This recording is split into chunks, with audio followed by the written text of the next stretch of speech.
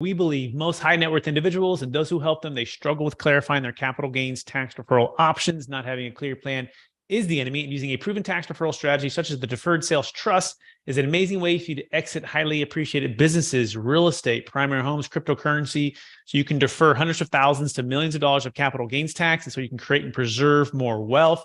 Hey, I'm your host, Brett Swarts. In each episode, I'm joined by some of the best real estate, financial, business, and leadership minds in the world, where they share their ideas, deal stories, and inspiration. So together we can make complex tax deferral strategies simple and passive income plans achievable. Hey, I'm excited about our next guest. He's out of the great state of Arkansas, and he had a dream to start a business to support his family, so his wife could stay home full time. And so he started a billboard company. And during this billboard company, it actually really grew a lot. And all of a sudden, he found himself at a huge capital gains tax challenge. He's not only an entrepreneur, but he's also a podcast host. And he's also become a client of mine. Please welcome to the show with me, Ike Wingate. Ike, how you doing? Doing well. Good to be with you finally. We've been talking about this a while, and it's good to finally be here. Absolutely. And for our listeners getting to know you for the first time, would you give us a little bit more about your story and your current focus? Sure. Grew up in Arkansas and progressed through the ranks of media, went into radio broadcasting. My dad was a radio broadcaster when I was a kid, and I've always been interested in media, broadcasting, and that kind of thing. Of course, my dad said, don't go into radio. There's no money in it. And just like a good, obedient son, I did the exact opposite of what he told me to do. And so progressed up through media, had an afternoon show as well, and then moved to Nashville, Tennessee back in 2006 to work for a syndicated radio show called Dawson McAllister. And of course, got married shortly before that, and then started a billboard company on the side, as you mentioned, to allow my wife to stay home. She came home one day and said that she wanted to stay home and start a family. And I said, I can help you with that, but we do have to figure out how to replace your income. She was working in the optometric field. So we did that, started the billboard company on the side. And the reason why I did that is I grew up watching my dad start a billboard company as well in Arkansas, Northwest Arkansas. And so he had the broadcasting and media background and went into billboards as a more sustainable business for him. So I thought I could start a small company, replace income, did that, went to work. Then from there for Dave Ramsey and his radio broadcasting empire. Was a fantastic place to work. But on the side, this business kept growing and growing and growing. And I got to the point where I had to make a decision. Either we needed to sell the company or I needed to go full time. And it was a difficult decision to make, but I'd always wanted to run my own company. And so we made that leap in 2014 to go full time, and then ran that company and grew it through 2020. And then 2021, we sold it and then made our way back to Arkansas with our 3 kids. So that puts us where we are today. Amazing. Ike Wingate. And by the way, if you want to learn more about Ike, you can go to IkeWingate.com. That's IkeWingate.com, spelled Wingate. Also, I don't know how many radio stations. We'll talk about that here in a little bit, but he's also, he can be heard on the Ike Wingate show on KTHS FM and KESA FM weekdays from 6 a.m. to 10 a.m. And before we get into the topic at hand, which is talking about building an exit plan for a billboard business, and it's not just about capital gains tax, although we'll talk about that and how I can use the Deferred Sales Trust to exit and create some more, preserve some more wealth and be able to create some more wealth as well. But we want to talk about, in particular, what it means to be able to transition as an entrepreneur, right? Not only be able to build a company, right, that supports the freedoms you desire, but then able to exit and use a strategy to help you to achieve the freedoms you desire as well, which is, perhaps creating, preserving more wealth, having more cash flow. But before we go all there, Ike, I want to take one other step back. I believe we've all been given certain gifts in this life, and these gifts have been given to us to be a blessing and help to others. So I'm curious, maybe it was a young age when you're working with your dad, what is 1 or 2 gifts that you believe that you were given that help you to help and bless people today? Well, that is a good question. You didn't tell me that one was coming. Essentially, I think that one of my gifts, I've been told one of my gifts is wisdom. And that's not something that you necessarily are born with. Sometimes it has to come through knowledge applied over time, right? And so I believe I've been blessed to be around certain people that were teachers.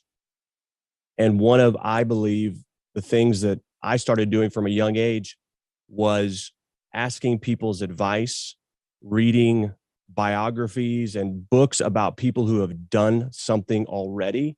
And you could really say that it's selfish laziness on one hand, because I don't want to recreate their same mistakes. And so I have always been one to look for lessons in other people's lives and try to apply it to mine. And in the way that you can bless others is by helping them kind of avoid those mistakes as well. So I do get a good amount of people asking me for my opinion or advice because they believe that I'm pretty careful about my research and trying to understand certain things. And so that's a way that I've tried to bless others. And the other is just looking at the world through values instilled in me from a young age, from a faith perspective, and just realizing that, the world doesn't owe you anything, and that serving others in whatever way they need is really, the ultimate act of leadership and selflessness, which I believe, of course, is demonstrated uh, perfectly in the picture of Jesus Christ, a guy who had all the power in the world, yet condescended when he descended to earth, and basically is the example of power under control, which is humility. So I believe that is a very valuable leadership skill. Sometimes we overlook it because it is a lot more sexy to be super, decisive and hard charging and pushing. But sometimes our people just need us to serve them and show them what it is to be selfless. So I don't know if that answers your question, but I talked for a while and hopefully something good came out of my mouth. It absolutely did. I absolutely love that. Amen, brother, to that. And wisdom and loyalty, and looking at the world from a faith and value perspective. So let's keep this in mind as we dive right into, the number one secret to building a exit plan for a billboard business. So, Ike, what would you say the number one secret was for you? And then we'll dive into the DST after this, but just kind of going into the overall exit for you, what that meant for the next chapter of your life, and then some of the challenges you started to uncover as you did the research. Well, I don't know if you're specifically talking about a business, lessons from an exit on the business specifically. If in that case, what I'm talking about, or what I learned, or what the secret was, is being patient, which is a very difficult thing for me personally. I've had personal struggles with patience for a long time. My mom actually, when she travels somewhere, she buys me a turtle figurine to remind me to slow down and to be patient. So it is just a lovely gift to receive a turtle over and over and over, but it is a good reminder. Mom knows best. And so that was something that I had to finally, and certainly times I did not deal with it as well as I should have, but just be patient, because there are so many things. If it can go wrong in the transaction of a sale of a business, it very well likely will happen. And, or if there's snag after snag after snag. And the one bit of advice that I tell people that are, building a company or thinking about starting a company is I highly recommend the book Built to Sell, because if you are building your company in mind to sell it one day, whether you're going to actually sell it or not, making sure that you have everything buttoned up is just a smart way to build and grow a business. But if you ever go to sell it, you will save yourself a lot of headaches in realizing that, what you have is buttoned up and what you have is scalable and can be repeated by somebody else. And you essentially don't know just yourself where all the bodies are buried, if you will. You actually have processes and things documented. So that's something I learned is we went through almost a sale once and realized all the holes that we had. And thankfully, a guy who was looking at buying our company told me all the holes and why he wouldn't buy it. And so, we go back to that lesson about wisdom and listening to other people. At first, I was upset. At first, I was offended, if you will.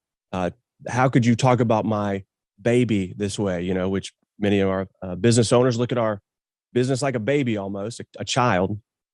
But then once I got over myself on the feedback, I took to heart what he had to say, a very wise person, and then buttoned up a lot of the loose ends over the next 12 months and was able to sell the company for a good amount more than we were previously entering into a potential interaction, a potential transaction for.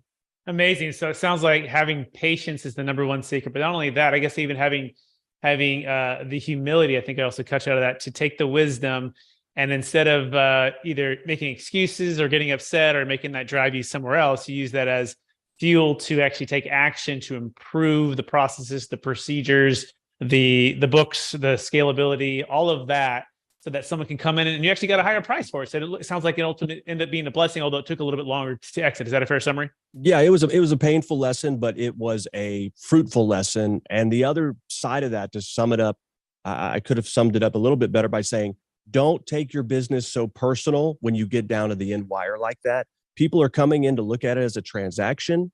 You have got to remove your emotion from the transaction and look at it objectively. I hear multiple people talking about, they came in to buy our business, but they said this, and this about it, and they don't understand it. Well, if you're an objective person outside of the situation, how would you actually view it? So you really do have to remove the emotion to be able to think clearly, especially in the negotiation phase.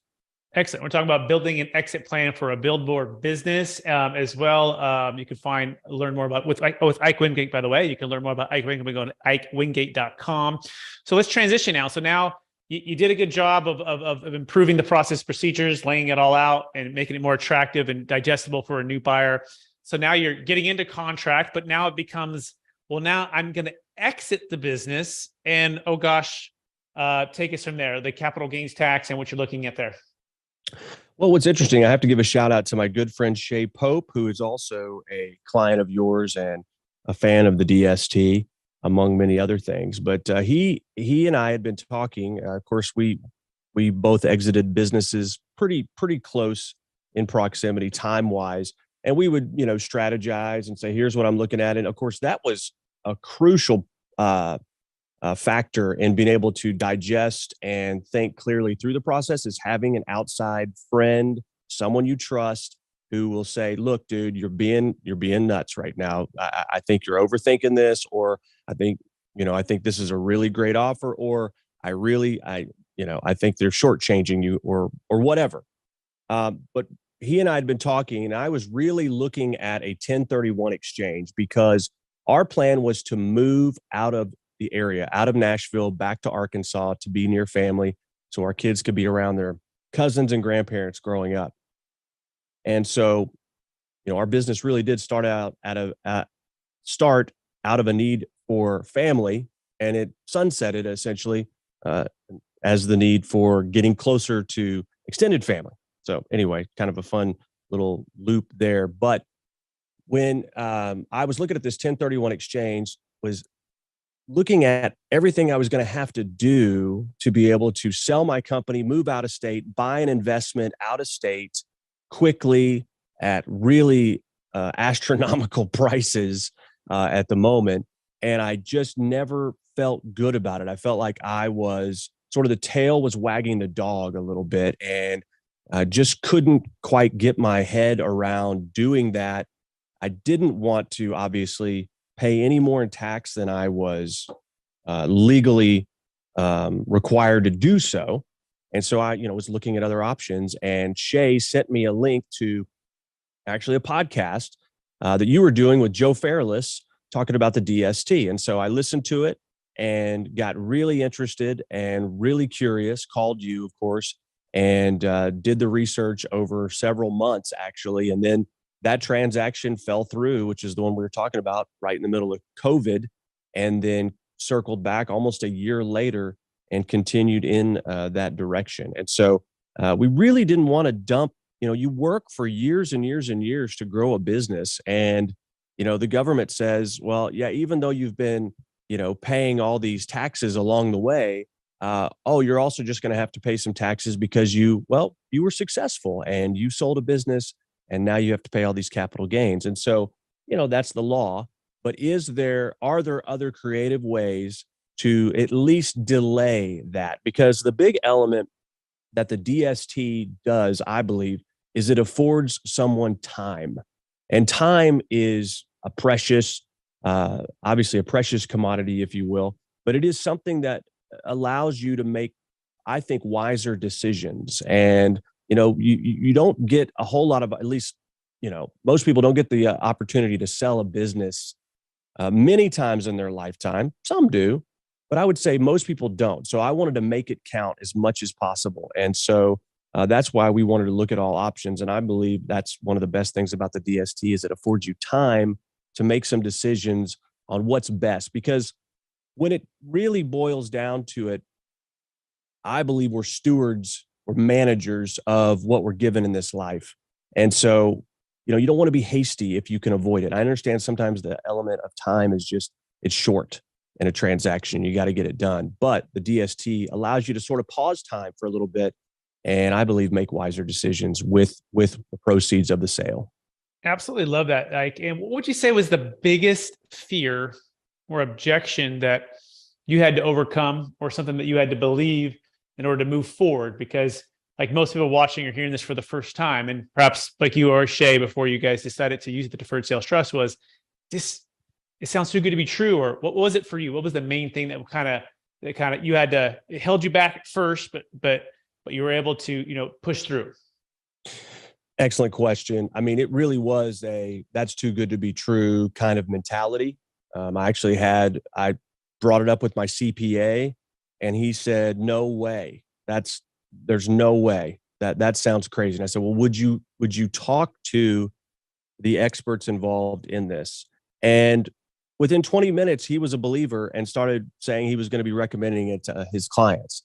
And he's passed away now, but he was always a very careful, and this is why I had him as my CPA, very careful, very conservative, wouldn't let me take aggressive deductions, always wanted me to think long-term with everything we were doing. And so when he was on board, I got really excited because, I obviously know his recommendation is hard to get. And so that was one of the big objections. I did have it looked at legally, and come to find out one of the guys who looked at it started out from a biased standpoint. And when we got down to it, he didn't particularly recommend it based on his predisposed position, I would say. But when it came down to it, I asked him, I said, what's the worst thing that can happen? And there were a lot of what ifs. A lot of things that had to happen perfectly for the law to change, and then for something like this possibility to close. So, you always look at risk versus reward, and everything about this is legal. It's structured very intelligently. It's been vetted over and over and over. But if the law changes and, whatever happens, you can't make decisions today on what if a law changes later on. You have to take the information you have at the time, make the best decision. And if the law changes or something happens, then you would assume legally there would be a way to make a transition. But after hearing his objections based on a very, very stark what if, I said, okay, I know I just paid you lots of money per hour to give me that answer. And that is understandable. You're very, very conservative and very, very, not willing to take a whole lot of risk, very risk averse. I understand that. So I had both sides, right? And I made a decision that this was the best way forward for us. Thank you, Ike. By the way, if you want to start your deferred sales trust today, you can go to capitalgainstaxsolutions.com. It's capitalgainstaxsolutions.com. We do a one-on-one consultation. It doesn't need to be $1 million net proceeds, $1 million gain in the minimum, but it works for businesses, investment real estate, can save a failing 1031 exchange, primary homes, cryptocurrency, stock, really any asset of any kind, as long as it has $1 million net proceeds and $1 million gain. So Ike, take us to the moment. It sounds like your CPA, was cautious, and it sounds like the other attorney was even more cautious. The CPA got on for 20 minutes, right? And by the way, tax attorney CPA, a law firm that provides us and created it 27 years ago. And he got comfortable. Do you remember what it was about? I'm just kind of curious, like what helped him to get comfortable? Was there anything in particular that sticks out for that conversation? Yeah, I mean, when people initially hear it, they think there's something going on that is nefarious or illegal or whatever. Like, how could you, um, it was when he heard the structure of the deferred um, installment sale. Essentially, I Deferred don't know sales how much you trust, want yeah. me. Okay, Deferred sales I don't trust, know yeah, how yeah. I don't know how much you want me to go into, but Yeah. essentially, when he realized how the interest and a lot of the payments were going to be made and that all that was going to be reported and taxed, he got very comfortable. I remember the moment when he asked about a K-1 or something like that. And he was like, okay, that makes complete sense. Okay. Yep. And that was it.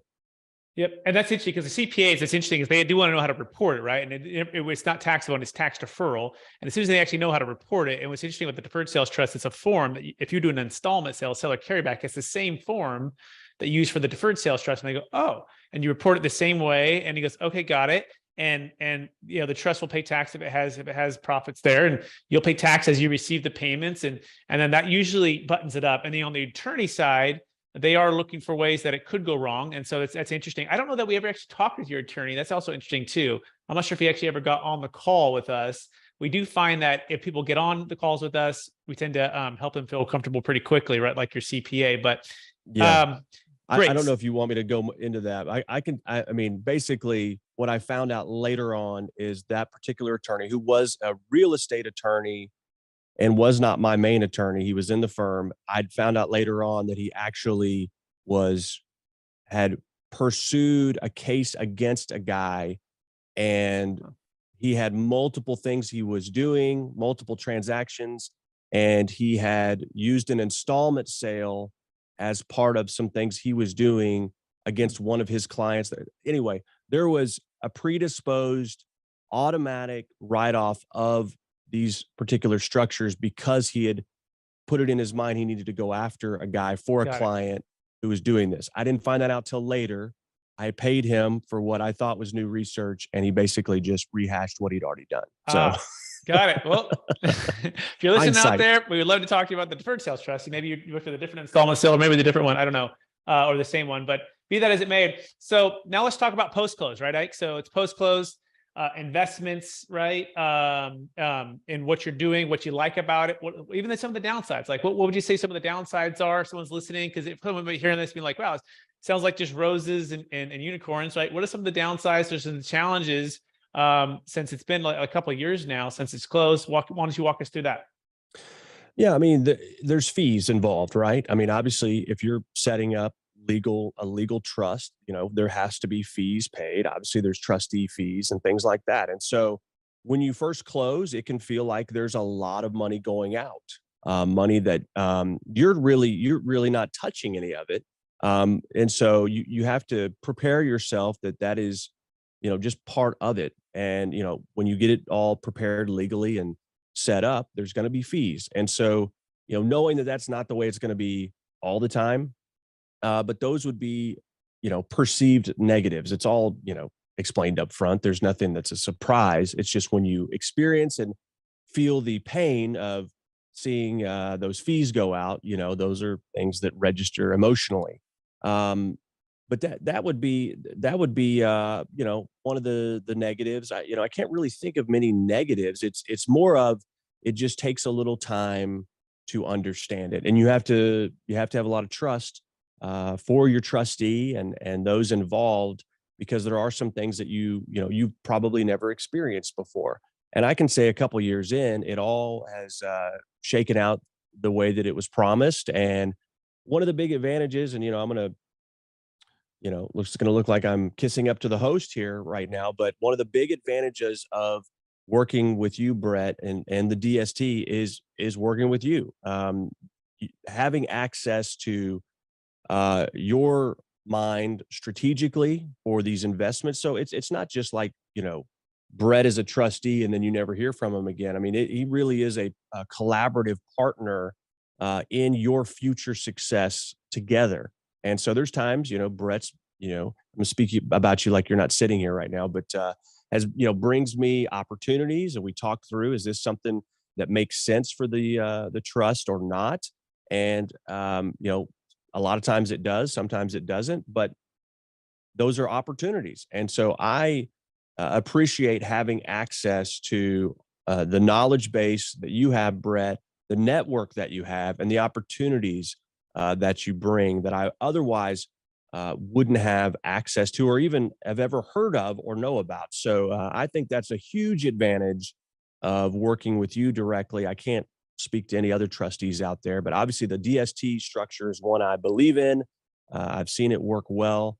But in addition, the value with capital gains tax solutions and working, with you, Brett, is because of what you bring from a value perspective. And, it's worked out really well. Had to put a lot of trust in you, but what I've told my wife when she's asked about, what happens if, a bus hits me, I said, well, just call Brett. I trust him completely. And so that's a huge value in all of this. So, amazing. Thank you so much. Those words mean more than you can imagine. And that's what we strive to do. And it's, we appreciate all of those kind words. And that's exactly, if you're wondering, if you're listening for the first time, I'm a deferred sales trustee, right? Ike's one of my clients, and we helped him to exit the deferred sale, his billboard business, and defers capital gains tax, grow as well. And so we're working constantly to try to help return the capital plus the return, and strategically help him achieve not only his tax deferral, we call it tax flow goals, but also cash flow and wealth building goals by aligning and building with partnerships and strategic alliances with financial advisors, CPAs, tax attorneys, a lot of commercial real estate syndicators as well. So if you're listening to this, you can go to capitalgainstaxsolutions.com if you want to learn more about that. That being said, Ike, are you ready for the lightning round? Sure, let's do it. All right. Knowing what you know now, if you could go back to your 25-year-old self, what's the one golden nugget you'd make sure to tell yourself to do? Oh, at 25 years old, I would just say, you need to create a budget. Before Dave Ramsey, right? Or was it? Yeah. Was that the time exactly. when you were Dave Ramsey, or what? No, I didn't get to Dave Ramsey till I was about 30, and I found him a few years before that. But certainly wasted a lot of money. Okay, got it. Very good. Question number 2. What's the number one book you've recommended or gifted the most in the past year? Wow. Profit First. I can't remember the guy's name, but Mike First. Michalowicz, right? Yes, that's right. Yes. Love that book. And it was a game changer for my business. And I just talked to another business owner a couple months ago, a guy who's been in and around business for a long time, and said, you know what book I just read, and I'm just on fire about it. And I just knew he was going to say Profit First. And that's what it was. And so I've bought the book for many people, and definitely recommend it. Amazing. Question number 3. What are you most curious about right now? Oh, wow. Well, I'm in the space of media, day-to-day radio show, but also long-form political content. My perspective is from a constitutional conservative. And so I am very interested, very curious right now about the business dealings of the Bidens. Sorry to make this political, but that is what I'm very curious about right now. And that's what I'm in the middle of investigating myself for some different podcasts and video shows that we're doing. Excellent. And question number 3, number one leadership quote or theme that you strive to live by, and or the number one book you read growing up for the leader that you really learned a lot from, like when you said you read a lot of those autobiographies or those biographies. Yeah. Let's see. I'm gonna try to. So I don't know about a specific quote per se. I'm sure I'd think of one. But as a teenager, I got involved in Herbalife, a multi-level marketing company, and went to a lot of the meetings and was involved with that company for a while. And they were always pushing reading. And Dale Carnegie, How to Win Friends and Influence People, was an early influencer of leadership and just seeing people for who they are and treating people well as much as possible. And just a good book to read at that age. People saw me reading it and kind of thought I was weird as a 16, 17-year-old, but it was it's a great book. I think, I should probably read it once a year, really. Excellent. Great. That's an amazing book. Love that book. You're absolutely right. I've reread it and there's always more wisdom you can glean out of that. Last question. After all your success, Ike, helping all the people you've helped, building the business you've built, how do you stay centered in your values, and how do you stay encouraged to charge forward to reach even higher heights? That's a great question. And one of the things that happens when you sell a business, you sort of, on one hand feel like, okay, I'm done. I've arrived, the rest is just cake from here. But you really find out some things about yourself when you don't have a business pushing you day to day to day to get out there. You learn a lot about yourself, and it's not necessarily positive. At least in my case, I thought, wow, this is kind of crazy when I don't have something pushing. Am I a lazy person? But what happened is basically it's okay to take some time to figure out what you're going to do next. And really, I've, been on a mission of like figuring out who I am over the last 2 years without my identity being tied to a specific business. And so I thought I would play a lot of golf and relax and all that kind of stuff. But one thing is I'm 41 years old. There's nobody else really my age that's like available during the day most days to play golf. And so I'm like, well, this kind of sucks. This is not, I need to wait, 20 years. But I also found out that life is not about leisure. That gets old very quickly. To me, life is about the next challenge. Life is about your purpose and fulfilling that. And so that's a lot of what I learned. And so I stay centered. My faith is a big part of that. I believe the stage that I'm in, I've been afforded a special opportunity with selling the business and being invested in other things to be able to fully put my attention, passion, and direction into trying to promote truth through media and really cause people to think and be critical thinkers and really help people develop their ability to discern fact and fiction. And that's my passion now. That's what I'm trying to do. The tagline for our show is, shining a light in the dark corners of our government, our media, and our culture. And really shining a light. That is really what it's about. And you can shine a light in any industry, any opportunity, wherever you're at. And that is what keeps me grounded, is my purpose. And I believe that's what I'm here on earth to do in this phase of my life. Amazing. Ike Wingate, I want to thank you for being on the show. I want to thank you for being putting your trust in us with the Deferred Sales Trust. I want to thank you for becoming a friend.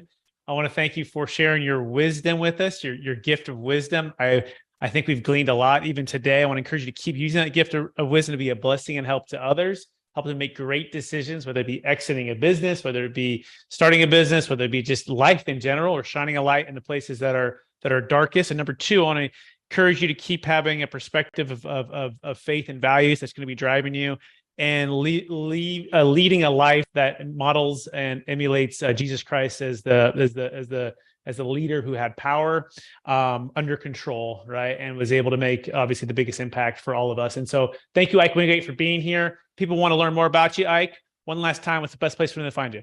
Yeah, you can go to IkeWingate.com. That's Ike, I-K-E, and then Wingate, like winning, W-I-N, and then gate, like tailgate, IkeWingate.com. Awesome. Hey, thanks everyone for listening to another episode. I want to encourage you to have a plan and to, if you're in the business right now, to get the book that Ike referred to, which looking at Built it right. to Sell. Yeah. Built to Sell, right? And then when you go to sell, obviously get a plan for deferring capital gains tax if you have a highly appreciated asset. And you're looking for a way to do that. We want to encourage you to go to capitalgainstaxsolutions.com so you can start right now. We have our brand new book too that just got released called Building a Capital Gains Tax Exit Plan. We do have Kevin Harrington from Shark Tank in the book, and a number of other multifamily syndicators, financial advisors. And we hit #1 bestseller for wealth and real estate category. So pretty cool. So check that out. Building a Capital Gains Tax Exit Plan by going to Amazon. And I so appreciate everyone out there who's listening to this on Expert CRE Secrets as well.